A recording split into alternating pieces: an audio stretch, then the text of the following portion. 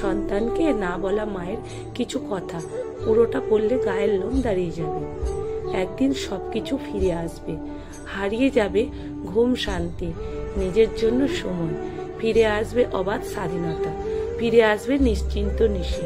কিন্তু যা কোনোদিনও ফিরে আসবে না তা হলো তোমার এই ছোট্ট শৈশব।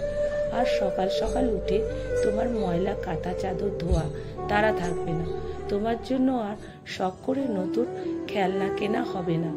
তুমি আর দাঁতহীন হাসিতে আমার আঙ্গুল কামড়ে ধরবে না।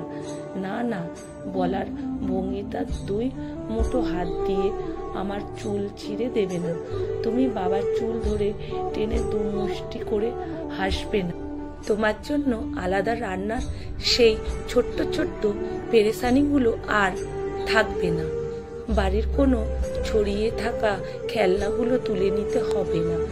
নতুন খেলনা দেখলেই বাবার উচ্ছ্বসিত চোখের সেই ভালোবাসা আর দেখা যাবে না। এই হাত দুটো দিয়ে তোমাকে স্নান করিয়ে আদর করে মুছে দেওয়ার মুহূর্তগুলো হারিয়ে যাবে। ভরা বুকের উষ্ণতা তোমাকে জড়িয়ে ধরে ঘুম পাড়ানো মুহূর্তগুলো ফুরিয়ে যাবে। একদিন তুমি বড় হয়ে যাবে, আমার শরীরের ব্যথা যন্ত্রণা ইতিহাস হয়ে যাবে।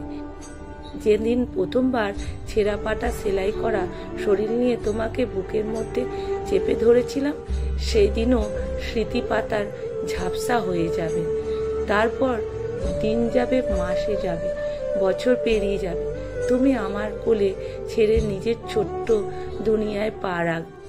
যে জড়তা মাথা ভাষায় তুমি আমাকে মা বলছিলে, সেই ডাকে সরলতা হারিয়ে যাবে।